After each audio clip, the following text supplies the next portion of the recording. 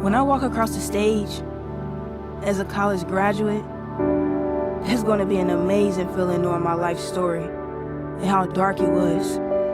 Can't nobody tell me God isn't real. And I thank everyone for the love y'all send me and wanting to see me overcome, even though you don't know me. But I'm happy and thankful I'm able to show the world the real me that I hid for many years. I was never a thug, a gangster, gangbanger, nor a fighter. None of it. I was a shy, very nerdy, kind, and loving kid who allowed the world to turn me into someone I wasn't. This is truly me, Nashawn Clay.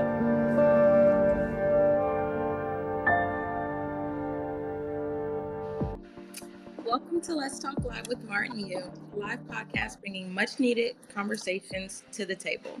Let's Talk Live with Martin Yu is an irreverent and exciting podcast that brings community conversations, alumni successes, and much more that only Martin University can deliver. Today, I have licensed social worker and fashion enthusiast Sydney Young with me today, and thank you for joining me. Hello, thanks for having me. My name is Sydney. I am a licensed social worker. I'm a school-based therapist. I currently work in Wayne Schools, and I've been there for about 5 years as a therapist. I chose to do schools because I really love kids. I love the pace of it. I love the routine of it. Um, and yeah, I've just gotten to do a lot of cool opportunities through working with the kids. So, where did you study to become a licensed social worker? What drew you into taking that as a profession? So back in high school, I remember us taking like those quizzes of like things that you're good at or like that interest you. And I was like, well, I love helping people. I've always been like super nice. So I was like, I'll just try social work. I didn't know much about it, but it sounded fitting. So I went with it. I knew I didn't really want to be a teacher because that was a second option. But I went into it. I went to Ball State. I got my bachelor's in social work.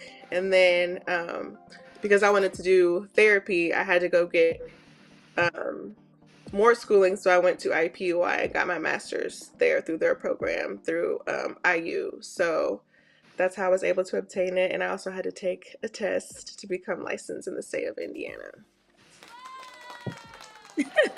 Thanks. Nice. I know, I like doing that. That's pretty cool. But I want to know basically why schools in general that you wanted to do, there's so many therapy routes that you could have taken or private Mhm. practices or behavioral Mhm. therapists, within hospitals. Why schools? Schools. So one thing about a school, it's really convenient to have your therapist at your school while you're there. So there's no missed appointments. Parents don't have to worry about transportation, and that's one of the bigger things. I feel like in my community, transportation is not like a common resource. Well, it's a common resource, but a lot also go without it. So it's helpful to have your service provider at the school with you. The parents can come up there. It's within walking distance or within like the transportation system. So I feel like that's a huge benefit.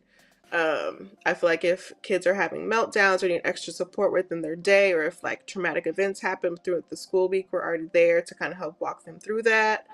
Um, Really, I just think the convenience of it is the biggest thing, and the most convenience for parents and for the kid.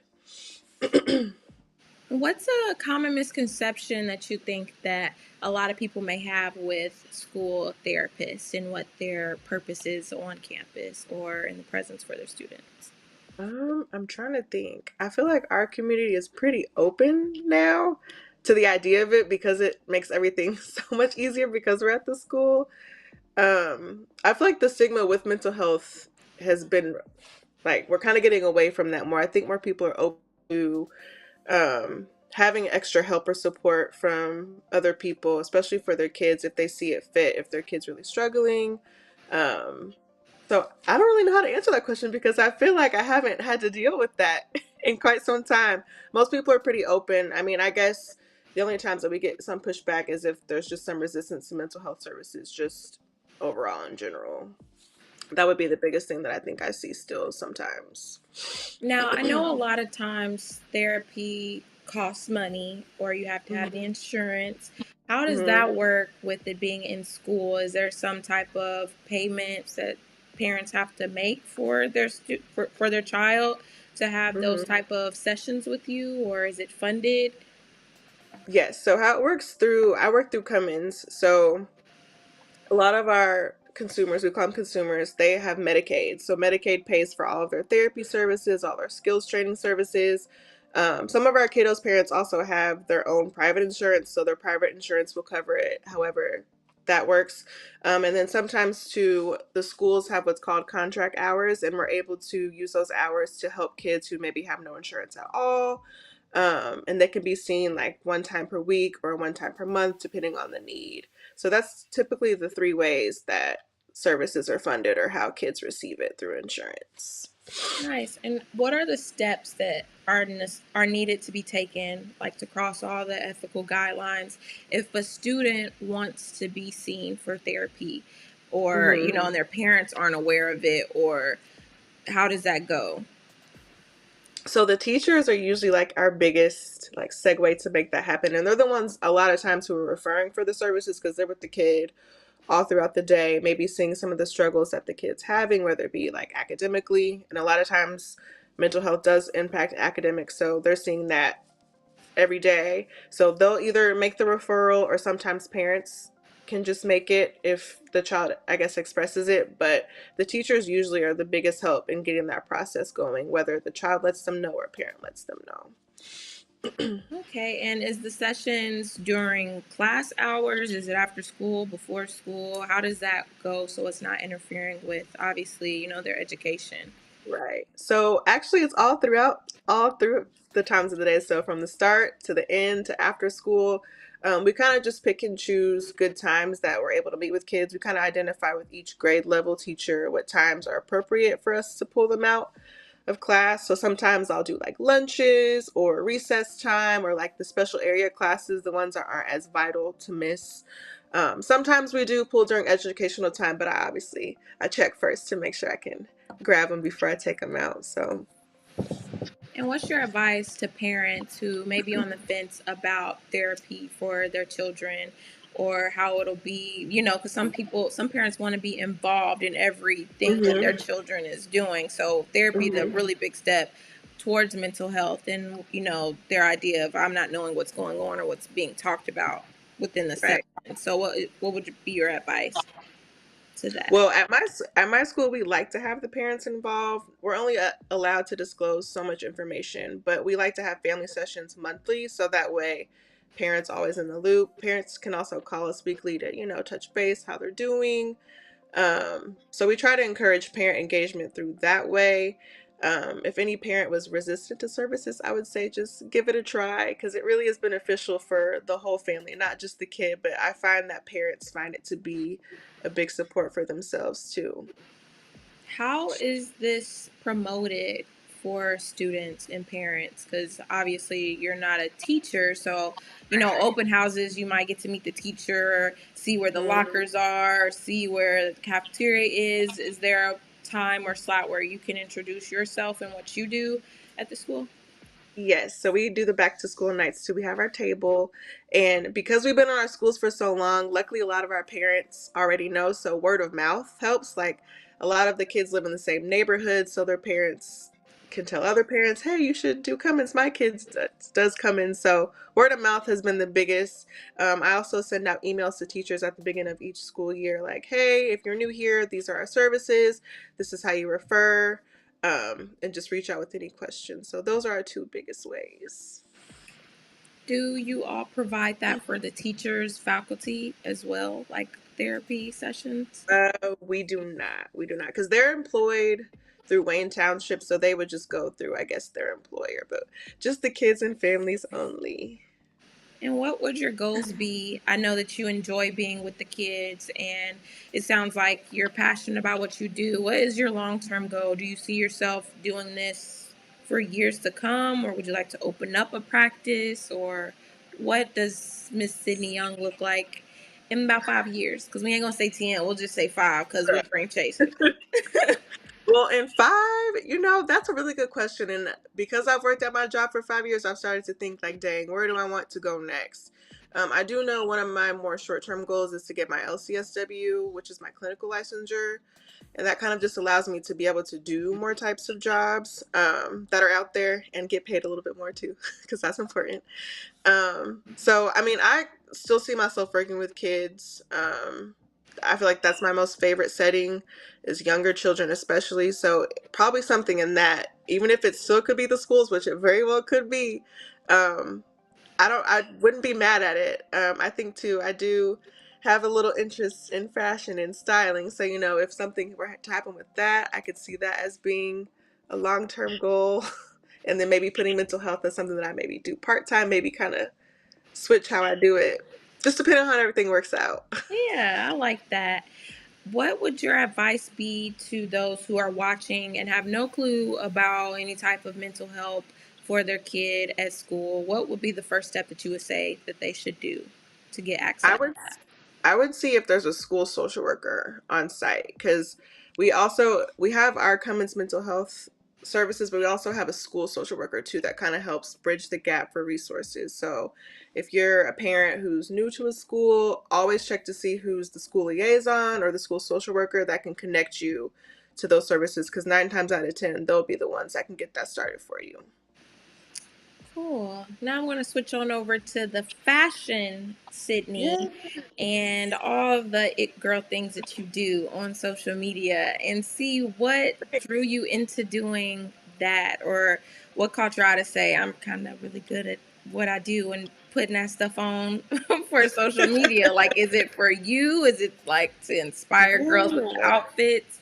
Like a Pinterest thing and you're like the Pinterest person or content creator? What is your goal with that? So I've ever since I was a kid, I've always loved clothes. Like that's always been my thing, shopping, all of that. My mom was also really into style and fashion, so I think naturally I kind of got it from that. But I think when I first started doing this and noticing that people can make money off of being able to know how to dress or have style, I was like, I kind of feel like, maybe I could do this. And two, Indianapolis isn't a city that's looked at to be the most fashionable, so I wanted to Mhm. kind of be the one to, let others know like there are girls here, lots of girls, guys too, Right. that how to dress. Like we're from the Midwest, but we still know how to do some stuff. So that was like my main goal when I first started, and my goal still now is to be able to, of course, get paid for the content that I create. But I truly, even if I don't ever get paid, I would say I just enjoy it. Like I've always loved getting dressed, putting things together. It's like really my true form of like art for me. I really, really like it. So I'll probably always like it.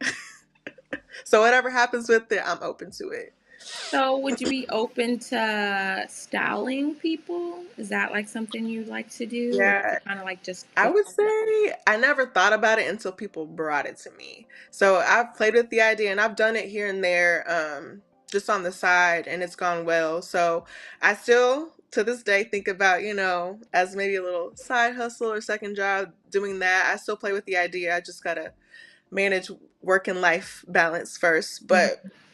it's definitely something I'm still thinking about and wanting to possibly do. I like that. Do you have any goals this year? I know that we're kind of entering the springtime and it's time for new ideas and we're getting more sun out. Like it's not dark or anything. It's 5 o'clock. Now it gets a little darker, maybe like 9. Right? So, what are your goals this year, whether it's with your career or your side hustle, like you say? What would you Yes. like to do, or what would you like to have accomplished this year? Well, for my mental health job, I would like to accomplish getting my LCSW by this end of this year, or at least get that process going and get that moving. And then for the content creation and the fashion, I would love to just continue to create content, get myself out there, not be afraid to take opportunities, maybe in the city to style or things like that. I think getting outside of my comfort zone is like my theme of this year and just doing things to keep growing. that's like my biggest goal. I think that's a beautiful goal. I think everybody should have that goal. I have that goal. I want to continue to go because you can't stop growing unless you Yes. do. So I love that. And I thank you so much for joining me today. If Thank anybody is you. in the Wayne Township District, how can they get in contact with either Cummins or Wayne Township for social work or therapy? Do you have a good I would email for say that? for Cummins, I would just go to our website. Our contact information is all at the bottom, and then from there we can connect you wherever, if whether it be at our offices, at a school, whatever you may need. So I would go to cumminsbhs.org, and you can find all the information there. All right. Well, I thank you for joining me. And guys, please take into consideration what she said, the resources that she has to share with you all. And I will be back, same place, same time, next week, right here on Let's Talk Live with Martin Yu. Bye. Thank you. Bye. Martin University has made a quality education accessible, and now I can fast track and finish my degree in no time. Applicable, so I can start earning and working in my career field while finishing my degree. And affordable by lowering tuition costs as much as 45%. So I can earn my degree debt-free. Register for spring classes now